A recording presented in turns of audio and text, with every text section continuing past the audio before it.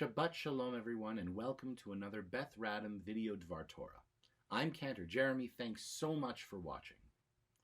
Last Friday night, 8 Toronto conservative synagogues came together virtually for an amazing joint Kabbalat Shabbat service filled with ruach and music. 500 screens joined us for the event, maxing out our Zoom capacity, and another 300 were watching on Facebook.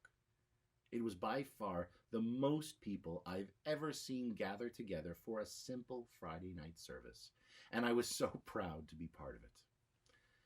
You know, as Toronto goes into its second week of lockdown in this latest wave of the pandemic, I find that I'm pausing to reflect on just how accustomed I've become to this new reality, and I imagine that I'm not alone.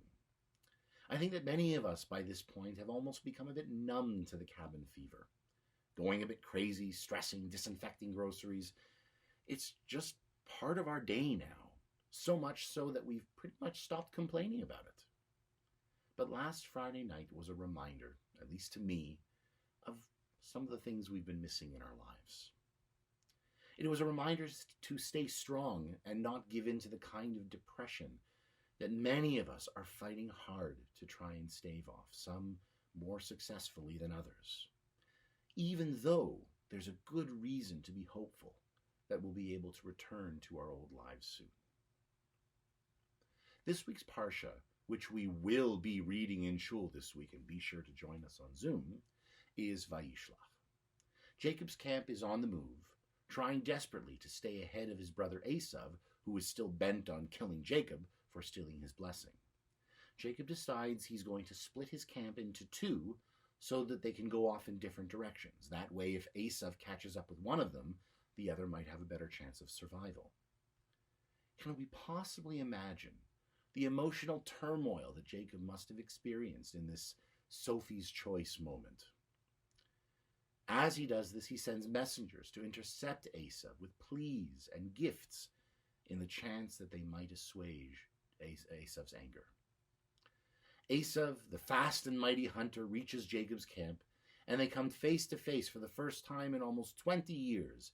And as they look at one another, Esau's anger, Jacob's fear melt away, and they embrace. What a relief! Just like that, the sibling rivalry is over. Because we all know that that's how it works, right? One moment you can be insanely angry with someone enough to kill them, and the next everything is okay, right? Of course not. So what happened?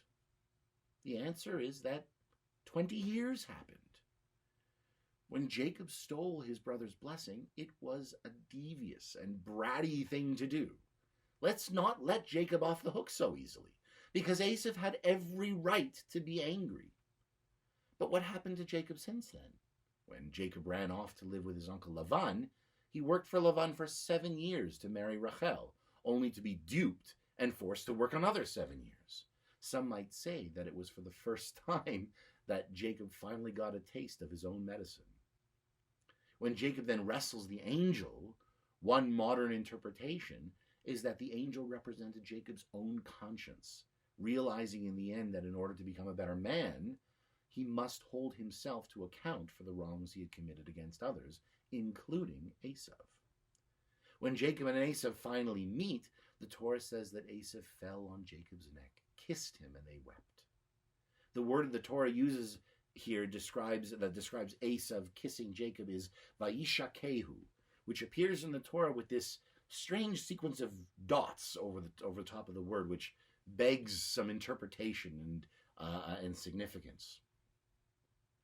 Commentators suggest that this word is meant to be especially significant because this act by Esau was outside his usual brutish character, indicating that he too had changed, that in 20 years he too had found some semblance of peace, and in his case he learned to become a good and decent leader. I have to admit that there are times when I feel like this pandemic has lasted for 20 years. It has certainly aged us all. We've had to learn to live a new normal and give up things we never thought we'd ever have to. But I think like both Jacob and Esau, we've all grown a lot too.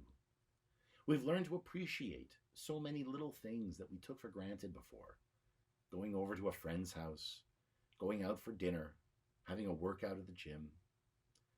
We've also learned to better appreciate some of the big things too, like going to a big, beautiful wedding or packing ourselves into shul for the high holidays. We've come to realize that it wasn't really about the thing that we did so much as the people we did it with. Do you know what proves it? It's the fact that all the cantors that participated in last Friday night's huge service all knew perfectly well that the 800 people watching weren't there to necessarily listen to all the cantors do their thing, but rather just to scroll through all of the other screens and see the faces of friends and neighbors that we haven't seen in so long, all watching the service together from their homes. Of course, we are all eager for the pandemic to end, and it will. But what I'm looking forward to especially is that I think that we are all going to experience a renewed zeal for friends and for family, for community, and for life. And I think it's going to be amazing. To help keep that wonderful spirit alive until then, we've got lots in store. We have a huge Toronto-wide virtual Hanukkah concert coming this Sunday night. Plans are underway to do a big Malava Malka program in January, just the way we did our big Kabbalat Shabbat. And even the Kabbalat Shabbat, I have no doubt, will be returning again very soon. Why? Because in all this madness, in a century that has taught us to become more inwardly focused, we discovered that what we really needed all along was each other. Shabbat Shalom.